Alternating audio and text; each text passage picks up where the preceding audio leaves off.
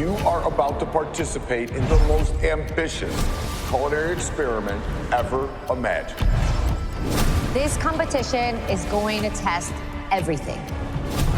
Adapt quickly to anything. I mean anything. The wildest day of your life starts right now. All new 24 and 24, Last Chef Standing.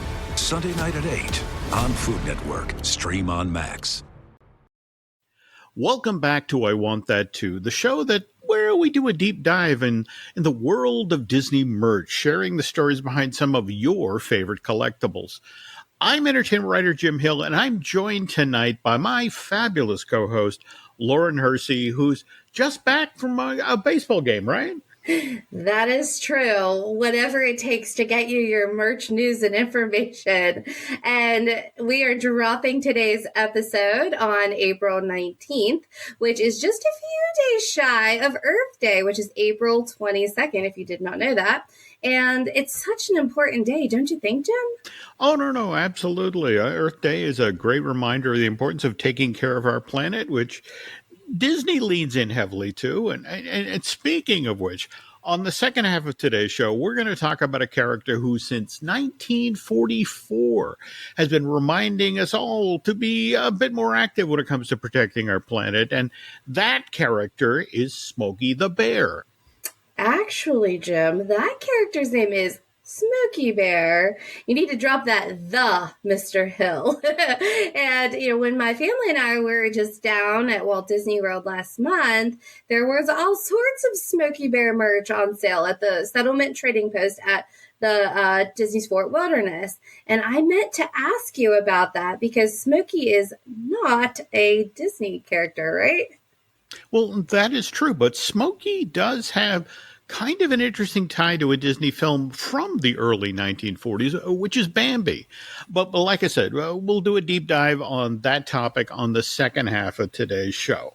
Okay, but before we do that, we have a news segment for this edition of I Want That Too. That is true. And the news portion of the show is brought to you by touringplans.com. Let's be honest, folks, planning a trip down to Disney or Universal can be pretty overwhelming, given that there's just so much to see and do around Orlando. But if you take advantage of the tools Touring Plans makes available to you, well, you'll then get insight into crowd patterns of the park and be able to skip the longest lines, which will then make it possible for you and your families to make the most of your visit to Central Florida. So before you book that flight, save some time and money by visiting our friends at touringplans.com. Okay, Lauren, so what's in the news merch-wise this week? All right. Well, given that we will be posting the show on April 19th, we are now just 2 short months out from the rumored opening of Tiana's Bayou Adventure. I mean, I'm so stoked. That is happening down at Magic Kingdom in Florida. Yeah. Now, the scuttlebutt coming out of Central Florida right now has the rethemed Splash Mountain opening on Juneteenth, which is June 19th, right? That's what I've been hearing as well. And given that just this past week, we learned about not one, but 2 new shops that will be opening in Frontierland once Tiana's Bayou Adventure finally opens for business. And those 2 shops are? Well, we have the Critter Co-op, and there is Tiana's Bayou General. Okay, and what do we know about these 2 shops? Okay, so the Critter Co-op and Tiana's Bayou General will both feature merchandise that I'm assuming are themed around the new attraction, right? And they'll probably feature items inspired by the 2009 animated movie, The Princess and the Frog. There's no shocker there. And though I don't know for sure what will be in the shops just yet, over the weekend we did just get a sneak peek of my personal favorite, some mini ears based around Tiana's Bayou Adventure. So they were sported by a WDW ambassador at the Cherry Blossom Festival in Washington just a few days ago. Did you hear that? Yeah, actually, it was this past Saturday morning. Nancy was watching Good Morning America and called my attention to, I guess they had Tiana there as part of the Cherry Blossom Festival and a horse-drawn cart. So, and obviously the Washington, D.C. area is an important feeder market for Walt Disney World. So it certainly makes sense that they do promo up there. And so I guess, which of the two stores do you think will offer these ears? Probably both, if I had to guess. And if you're looking for them, here's a quick pick, but they are dark blue. They have a puffy gold bow right in the center there with a water lily in the middle. I mean, that's very synonymous with The Princess and the Frog. And on one side, you have Lewis under some like bayou plants. And on the other side, it has the, it looked kind of like embroidered, like the Tiana's Bayou Adventure logo. So super excited for those. So what's going on right now is with the Critter Co-op, that is going to be in the spot where the Briar Patch Shop used to be. If you're familiar, that's the one right when you walk up towards where Splash Mountain was. Now that one is fully rethemed on the outside. You have the new signage over the doorway, and there's some really cute theming, very detailed in the windows. And so what you're seeing is some of the new critters that I'm assuming are going to be a part of the ride experience. We're not seeing as much yet for Tiana's Bayou General, because that one is going to be replacing the gift shop at the ride exit. So, I mean, it's just a conveniently placed gift shop, obviously. And the building is, painted and it's yellow and it has the name, but that's all we've seen so far. So excited to continue to see what's to come with those. Okay. Well, and again, what we're hearing, folks, is a Juneteenth opening with, again, June 19th of this year. But speaking of things that will be opening in and around Juneteenth, Lauren, we should probably mention Inside Out 2. That Pixar film just got showcased this past week out in Las Vegas at CinemaCon. And exhibitors there got to see the first 35 minutes of this Inside Out sequel inside the Coliseum at Caesar's Palace, and were reportedly blown away about the footage they saw from this Kelsey Mann movie. Okay, so Inside Out 2, that arrives in theaters, Friday, June 14th? That is just 5 days before Juneteenth, right? Yep. And forgive me for asking, but have you seen any Inside Out specific merch yet? Yeah, so if you go to the Disney store or Shop Disney, the answer is no, for the moment anyway. Mind you, there are 15 or so items for sale there, mostly t-shirts that then key off of the original Inside Out movie. Which, just to remind folks, that was released at theaters nearly 9 years ago now, back in June of 2015. But the funny thing is, if you plug in Inside Out 2 in the search term on the Disney store, what you then get is an image of Sadness brought out on the floor, as if to say Sadness is depressed because there are still no Inside Out 2 related merch items for sale. Oh, she is so sad. I'm like, give her some merch. Yeah, I love that character. But on the other hand, supposedly if you go over to Amazon, it's a very different story, right? Yes, it is. I mean, Amazon, they have everything. So if you want a t-shirt it has joy and sadness, and anxiety, the new anxiety character. Oh my God, I can't wait for in the anxiety character. But they do have them available for purchase for $22.99. Likewise, there's a similar t-shirt with anxiety front and center. I mean, it's our spirit emotion with all sorts of concerns swirling around this Inside Out 2 character while she says, I'm fine. And we all know, we say, I'm fine. You're not fine. But that is also available for purchase for $22.99. Got it. And I've also heard that there's a bunch of Inside Out 2 related books about to go on sale at that site as well. That is true. There's a little golden book version of Inside Out, which is available for purchase on May 28th, whereas the Go to Sleep Anxiety picture book, which has the characters from Inside Out 2 appearing in the story that's unrelated to this yet to be released Pixar sequel that goes on sale May 7th. Whereas the original Art of Pixar Disney Inside Out 2, that's from Chronicle Books, and that goes on sale between those two titles on May 14th. I got to tell you, Lauren, I've got a couple of dozen of these art of books that Chronicle has published over the past 20 years, and they always do such a good job when it comes to developing or documenting the development of the overall look of an animated feature. Yeah, you'll have to show those off at some point. I've heard you have lots of books. But while we're talking about the characters that Pixar created, and since we're just a few days out from Earth Day, I guess we need to take a moment to talk about the character who really dedicated himself to cleaning up our planet. And that would be, oh my gosh, he's so cute, little Wally. Yeah, and again, I've been a huge fan of that Andrew Stanton film.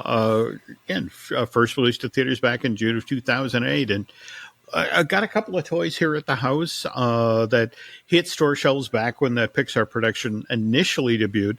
Has there been much new merch since? There's always a handful of Wally-related merch items, especially if you go to the parks. Maybe a half a dozen. You get your plushies, you get a couple shirts, but nothing yet related to Earth Day this year. The only thing I could find related to Earth Day this year was a very basic, think green shirt with the Disney pals and some plants, potted plants for $29.99 on Shop Disney. Okay, well, I guess that's a fashionable way to let your friends and family know that you're a Disney fan and you care about the environment. But you know who doesn't wear a shirt but does everything he can to protect the planet? That's Smokey the Bear. Seriously, Jim? No the bear. Just Smokey Bear. All right, I'm sorry, but I'm the guy who still calls Disney Hollywood Studios MGM. I am just not good at learning new names, which is why I should probably apologize in advance now to all the Disneyland Paris fans who are about to get frustrated with me because when I talk up that resort's recently renamed Disney Adventure World, I'm probably just going to call it by its old name, the Walt Disney Studios Park in Paris. Yeah, I see that all the time. Everybody references. So you are not alone. So speaking of the Walt Disney Studios Park in Paris, or their new adventure park, and this is a question for our friends in Europe who frequent Disneyland Paris, but is there any merch yet for Disney Adventure World? And if so, where did you find it at the resort? Tell us. Yeah. Now, what's interesting is they had the announcement just this past week on April 12th, which, of course, is the 32nd opening or anniversary of the opening of the park. And what they seemed to be saying at that time was that the new name would debut with the World of Frozen, which I guess is going to open in 2025 sometime. But you got to assume there'll be merch out ahead of that. Right, I'm sure. So, all right. Well, if anybody could let us know, when the merch shows up, we will, of course, share that information on an upcoming episode of I Want That Too. But now, we're going to take a quick break. And when we get back, we're going to tell you all about the role that Walt Disney played in the creation of Smokey the Bear. Jam, come on, just Smokey Bear. Oh, okay, all right, whatever. But first, this. And we're back. At the top of today's show, I mentioned that on our most recent trip to Walt Disney World, my family and I made a stop at the Fort Wilderness. It's Disney's Fort Wilderness. And the gift shop that we found all the Smokey Bear merch at was called the Settlement Trading Post. But that's not the only place that you can find the Smokey Bear merch. There's also another, it is the... I had to write it down because I wanted to get it right. It was the Meta Trading Post. And then there was also the Mercantile over at the Wilderness Lodge. And you can also find Smokey Bear merch over in Disney's California Adventure. So it's not just at Fort Wilderness. But it did surprise me so much to see this Smokey Bear related merch for sale there because I mean, as far as I know, Smokey Bear is not an official Disney character. And yet, here was all this merch featuring Smokey's likeness up for sale at Fort Wilderness. I was confused, and I was hoping that you could clear up this mystery for me. Well, okay, I will try, because there is kind of an interesting tie between the U.S. forest fire prevention efforts and the Walt Disney Company, and it all dates back to the early 1940s. Oh, if I know you, this is the start of a fairly lengthy story. So buckle up, let me settle in here, get comfy, and take it away. All right. Well, okay, picture this. It's the early days of World War II. And our country's getting solidly behind the U.S. war efforts with things like scrap metal drives and collecting old rubber tires. But government officials have identified another key source that really needs protecting during World War II, and that's America's forests. Wait a minute. Are you saying America's forests played a key part in winning the war? I'm afraid, I'm not following. Sorry. Okay. This is really more about making sure that this raw material, and in this case, we're talking wood pulp, which, by the way, was an essential ingredient when it came to the creation, of course, of paper, but also early plastics, that it would be readily available to keep the U.S. war machine churning. Okay, well, it's starting to make a little bit of sense. That makes sense. Okay. All right. And the reason that the United States was super concerned about our forests in the early days of World War II was, 1940, the year before the U.S. got involved in the war. That was a truly terrifying time when it came to forest fires. How so? Okay. In a normal year, due to natural things like lightning strikes as well as human carelessness, America as a nation, again, on average, would experience 100 forest fires annually, where in 1940, the country had a record 360 forest fires. Oh my gosh. That's what, 3 times as much? Yeah, that's it exactly. And which is why in 1942, which is just a few months after the Japanese bombed Pearl Harbor and sort of dragged us into the war, the U.S. Forest Service rolled out its first ever forest fire prevention program, which, leaning into that era's whole "we're all in this together, so let's do what we can to help America win the war" aesthetic, featured this catchphrase: "Forest defense is national defense." I don't know.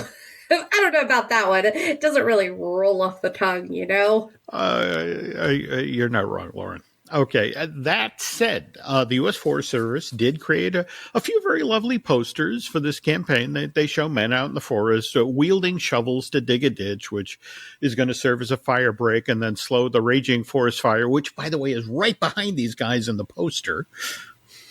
So I'm guessing that the folks at the U.S. Forest Service weren't exactly thrilled with how their initial forest fire prevention program was perceived by the public.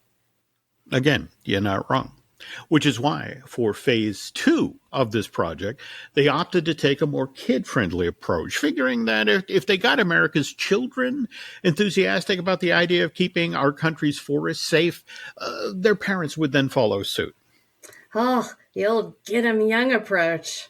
Yeah, well, it worked for Disney for decades, so why shouldn't Uncle Sam borrow Mickey Mouse's playbook? And speaking of Disney, in the early 1940s, the studio had made an animated feature that was set out in the forest that Forgive me for making a kind of insensitive joke here. It didn't exactly set the world on fire. Ah, Jim, you went there. I did. But I'm guessing you're talking about Bambi. I am. You are correct, which was released to theaters in August of 1942 with this as the movie's advertising catchphrase. It's Bambi, a great love story. A great love story? Like, seriously, you've got to be kidding me. Is that real? Well, look, to give you some context, around this time, the war really wasn't going all that well for the Allies. This is the summer of 42. And the thinking at Disney, at this time anyway, was America probably isn't in the mood right now to see a movie, with deer frolicking in the forest. So let's see if we can sell the movie-going public on the idea that Bambi is actually a romance.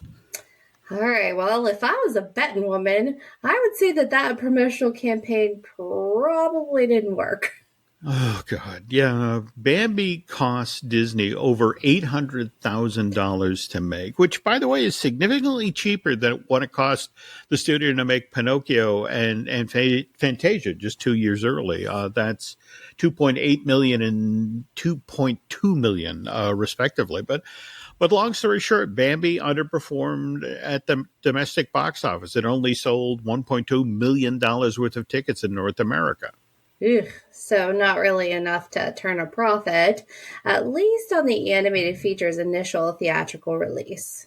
Exactly. All right. And by the way, Disney's PR team wasn't wrong when it came to wartime audiences being in the mood to see a big screen romance.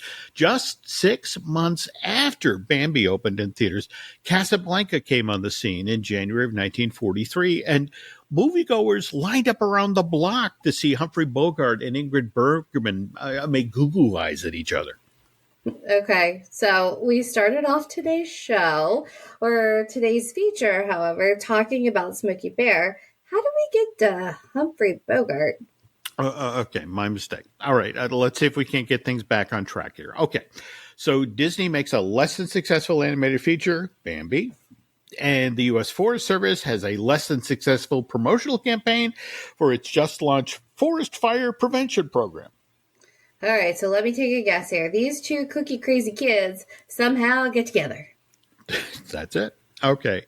At some point in 1943, Disney and the U.S. Forest Service team up and create a new poster to help promote America's forest fire prevention program. And this poster actually features the title character of Bambi, not to mention his two friends, Thumper the Rabbit and Flower the Skunk. Okay, but here's the thing I don't understand. The versions of these Bambi characters that are featured on the poster, they're adult versions of Bambi, Thumper, and Flower, which is why when I initially looked at this poster for the U.S. Forest Service, I didn't even recognize these characters as Disney. Yeah, and yet, if you look at the right middle portion of the poster, right next to Bambi's leg, you will see a familiar 3-word phrase, which is Walt Disney Productions. All right, so help me out here. So how did we get from Bambi now promoting the U.S.'s forest fire prevention program to Smokey Bear? That's simple. Walt only gave the U.S. Forest Service the rights to use the Bambi characters in their promotional campaign for America's Forest Fire Prevention Program for a single year. So by the time 1944 rolls around, the U.S. Forest Service now has to come up with a different look for its promotional campaign. Okay. This part of the story I know. With the help of the Ad Council and the National Association of the State Foresters, the U.S. Forest Service comes up with its own character to help promote and prevent forest fires. And his name is none other than Smokey Bear. And the character, Smokey Bear, is designed to be an American black bear, not a brown bear or grizzly. He weighs about 300 pounds, which may make it a little tough for Smokey to find a pair of blue jeans that would fit him properly. And he is rarely seen without his shovel and ranger hat. And of course, Smokey's hobby is putting out forest fires. And did he always say only you can prevent forest fires? Nope.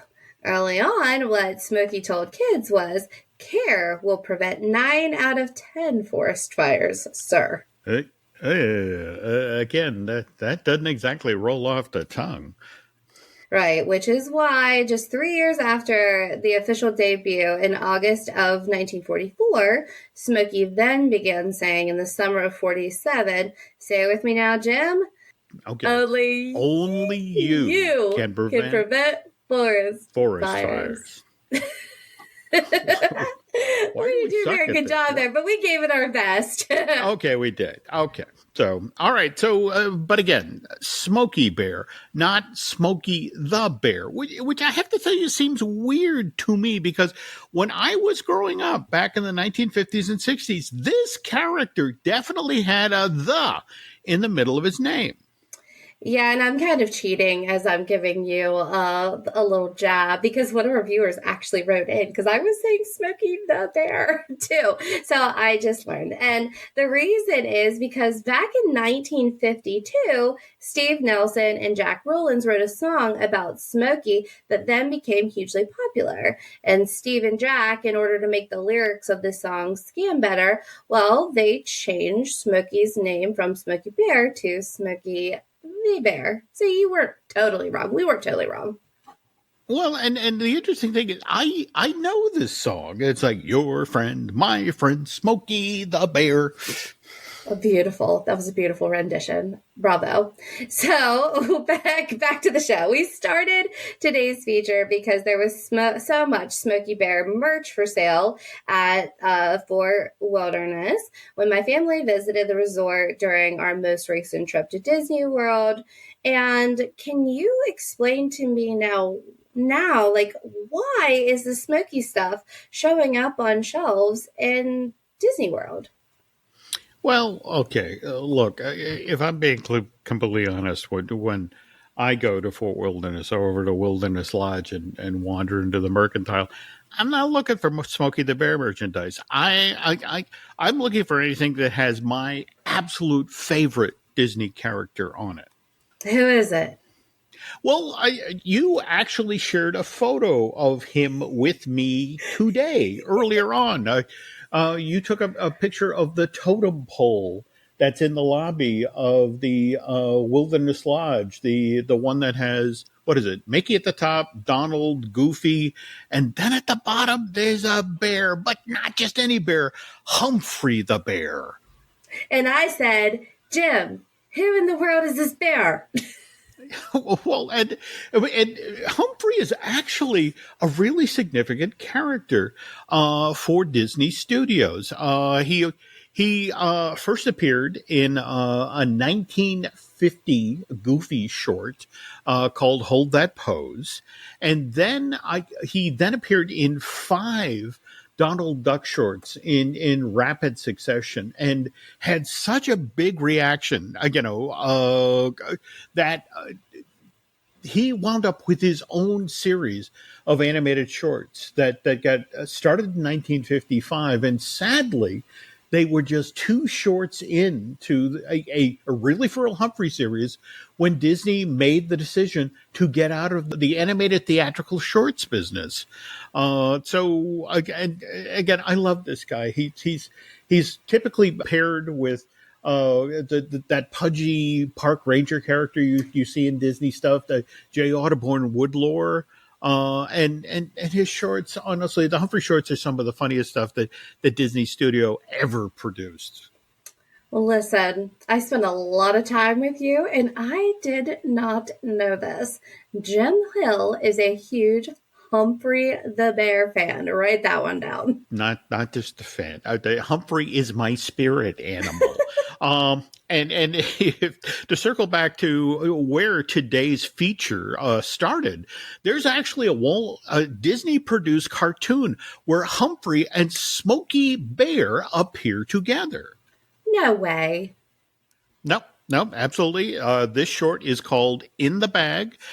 Disney released it theatrically back in July of 1956. Got to warn you in advance, folks, that There is a song that George Bruns wrote for the short that's an absolute earworm that once you hear it, you are never going to forget it. And it's first you stick a rag, put it in the bag, bump, bump. Then you bend your back, put it in the sack, bump, bump. That's the way it's done. It's a lot of fun, bump, bump. Cutting capers, putting papers in the bag. Boom. Wow. Mic drop. You, sir, are a man of many talents, Jim Hill. I try. Okay, so you mentioned that Humphrey and Smokey appear together in the bag. Where exactly does that happen in this short? Okay, it's at roughly the 6-minute mark. Humphrey is trying to get rid of a pile of trash by setting fire to it, and Smokey then shows up, shovel in hand, and then says his patented catchphrase, "One more time, we can do this in sync." All right. It's like, oh, only here we go. Okay. You can prevent forest fires. You're terrible at this. We're terrible. Okay, so wait a minute. I think that I've actually seen this character at the Wilderness Lodge, and is Humphrey the bear? Well, we talked about what Humphrey is the bear. Yeah. He's the main man bear, the foundation of the totem pole. The foundational bear. There we go. And also worth noting that this time of year, Disney typically promotes in the bag because, of course, Humphrey, this is the Humphrey the Bear short that's all about picking up litter. And as we mentioned at the top of today's show, April 22nd, obviously Earth Day. Interesting, though, this Humphrey the Bear short isn't available for viewing over on Disney Plus. Not that I could find anyway. But on the other hand, if you type in the bag on Google or over on YouTube, this Disney animated short comes up almost immediately. And speaking of animation, we're never getting back to Smokey Bear merch at Fort Wilderness, are we? Hang in there. I'm almost done with my bear-related rant. Continue. Okay. Were you aware of the Ballad of Smokey the Bear animated special? This is the one that Rankin-Bass made after they produced Rudolph the Red-Nosed Reindeer for NBC back in '64. Vaguely. This is stop motion, and that's since become a holiday classic, right? Yeah. Well, again, that's Rudolph, but after Rudolph was such a ratings bonanza for NBC, they ordered a second stop-motion holiday special for Rankin-Bass. Only this one they wanted to have air on Thanksgiving Day. That would have been November 24th, 1966. I don't think I've seen this. Well, there's probably a good reason for that, Lauren. Rankin-Bass's The Ballad of Smokey the Bear is kind of on the dark side. It's narrated by screen legend James Cagney, but again, it's kind of dark and weird. It sort of tells the story of the real Smokey Bear. I know the story. Back in 1950, there was a real bear cub that got caught in a forest fire up in the Captain Mountains of New Mexico. This cub climbed up high into a tree to try and escape the blaze, but he still got really badly burned. Ugh. That cub was eventually rescued. His burns were treated, and he eventually wound up at the National Zoo in Washington, D.C. as some sort of living symbol of the U.S. Forest Service's forest fire prevention program. And didn't the National Zoo actually name this cub Smokey Bear? Indeed, that is true. And as a direct result, this cub got so much fan mail that the U.S. postal system eventually gave him his own zip code. Yep, that is true. Smokey lived on for decades at the National Zoo, and I want to say that he didn't pass till sometime in like 1976, which is a good long life for a Smokey Bear. Anyway, that's the story that the Ballad of Smokey the Bear tells. A bear cub gets caught at the top of a tree during the middle of a terrible forest fire. He barely survives the experience. And then Smokey, well, now he has to overcome this trauma. He has to learn to get past his fear of fire and then become the heroic figure, that savior of the forest that we all know today. Listen, if he was still around today, he'd be wearing an anxiety shirt from Amazon from inside up too. But to be honest, I mean, it kind of sounds like a real downer for a holiday special, right? It was. It was. This is why NBC, after airing the Ballad of Smokey the Bear just one more time for the Thanksgiving 1967, it kind of decided it was done with this Rankin-Bass holiday special, which is why it's rarely seen today. Of course, these days, anything's findable and watchable. That is true. Just today, I was looking at the Ballad of Smokey the Bear over on Daily Motion, and gotta tell you, Lauren, it's just as dark and creepy and weird as I remember. All right, I think I might skip that one. But a couple things before we close here. I've been hammering on Google too while we've been, talking today, and I noticed there are actually a few only you can prevent. I can't even get it right. Only you can prevent forest fires. Posters out there that feature the characters from Disney's Bambi.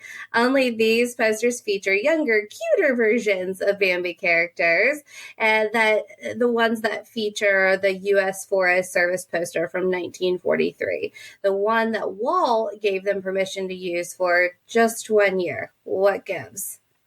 Okay, well, again, another fun little bend on this story. When Walt Disney Home Entertainment decided to release Bambi on VHS back in 1989 as part of their Classics collections, Disney struck a deal with the U.S. Forest Service as part of the promotion of this VHS that the Bambi characters could temporarily be used to help promote the forest fire prevention program. Okay, so let me guess here. The folks at the U.S. Forest Service said to Disney, pretty please, can we use the younger, cuter versions of these Bambi characters? Because the last time around, we went with the adult versions and nobody liked that poster. Again, you are not wrong. But then in 1997, when Walt Disney Home Entertainment decided to re-release Bambi on VHS, only now it's going to be part of the company's Masterpiece collection as opposed to the Classics collection. They circled back on this very same idea, having the characters from Disney's Bambi appear in a national campaign for the U.S. Forest Service. So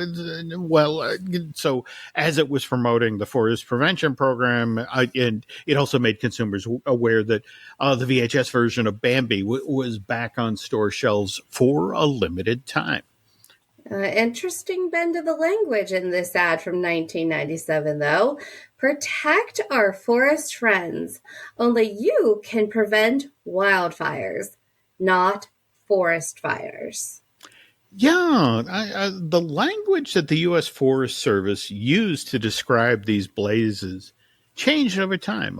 Forest fires became wildfires, and to be honest, Lauren, I don't know why they went with a different nomenclature. Maybe we've got an I Want That Too listener or viewer out there who can help us out with this. Hey, to the guy who sent us the Smokey Bear, you know anything about this? We're dying to know. We'll give you our contact information at the end. All right, so now you're finally going to answer my question, Jim, right? Why did Fort Wilderness have so much Smokey the Bear merch?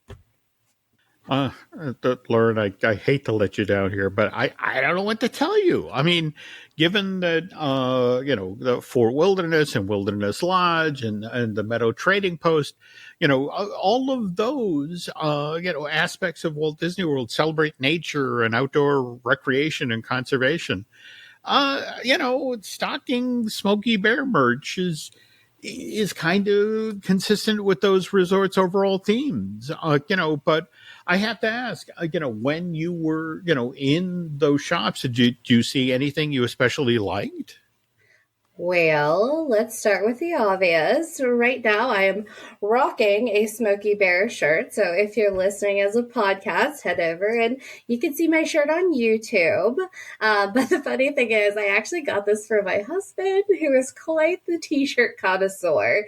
He is all about the softness, like the more polyester versus cotton, the better. That's like the real secret when you're buying a good shirt. The saying, what's yours is mine and what's mine is mine. Yeah, that's kind of what happened here. In addition to this fun shirt, they had quite a few shirts. The one that caught my eye, if I didn't get this one, was a yellow unisex t-shirt with the famous tagline on it that Jim and I both butchered earlier. And oh my gosh, those little Smokies, they're like, I was calling them little Smokies. They're little Smokey Bear plushies. They were absolutely adorable. But as I was going back through my photos and videos of my time in the shops at Fort Wilderness, what really stood out to me is that how many unique items they had that I've never seen anywhere else. And I mean, come on, if there is a Disney gift shop near me, I'm going in. So I'm like a Disney gift shop connoisseur. But anyway, so there were things of course, they had a lot of camping gear. They had this really cool Fort Wilderness tire cover you would use on the back of a Jeep.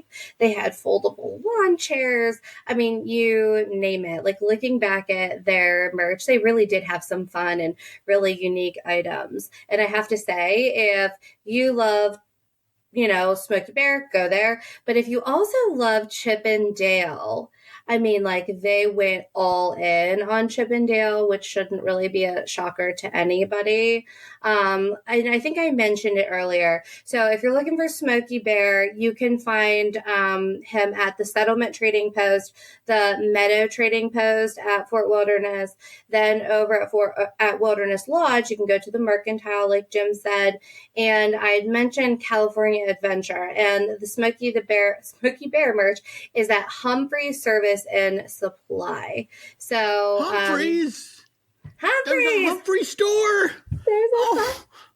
Okay, I gotta go to California. How about that? That is wild. And here's the weird thing, though, Jim, is all the Googling I did, you can't buy these things online. You actually have to go directly to the source. Yeah. I find that genuinely intriguing, especially in our age of brick and mortar being challenged. But There's always, eBay or, there were lots of Smokey Bear, but if you wanted one from Disney, you got to go to the source. Well, I think we've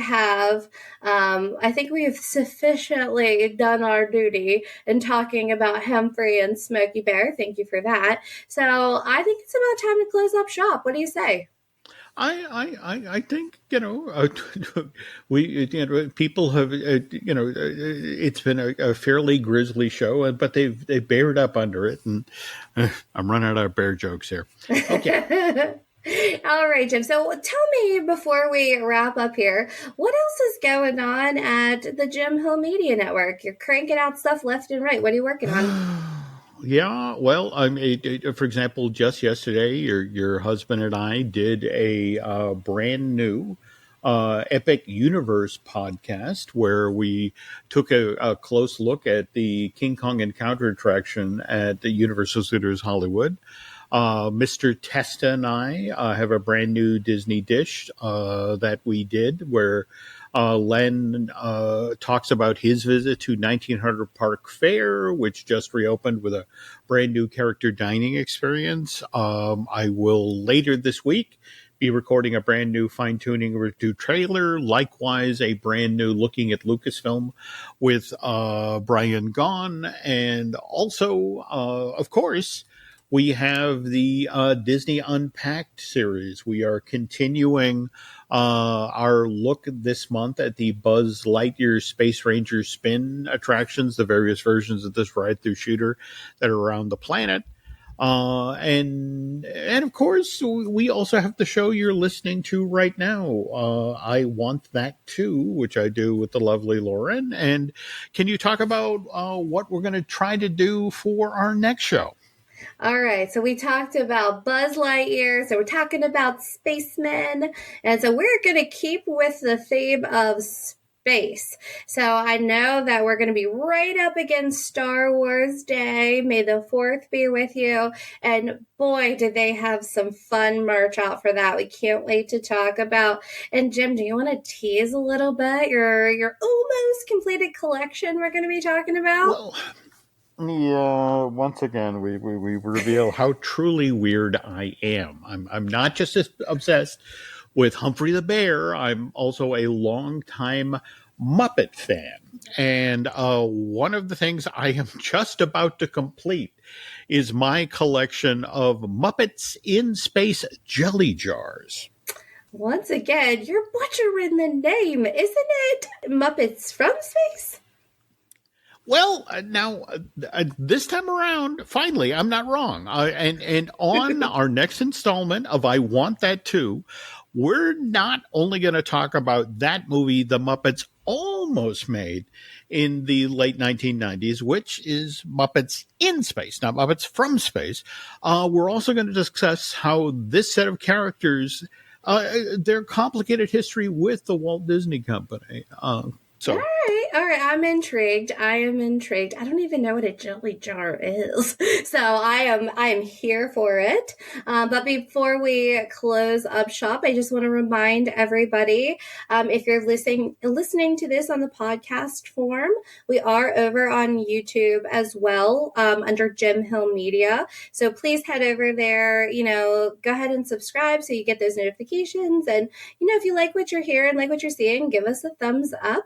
And we want to hear from you, definitely. So you can find me at laurenhersey.com or Jim at jimhillmedia.com. And I guess that's going to do it, folks. So for Lauren Hersey, I am Jim Hill, and we want to thank you for listening and perhaps watching. I Want That Too. See you again soon.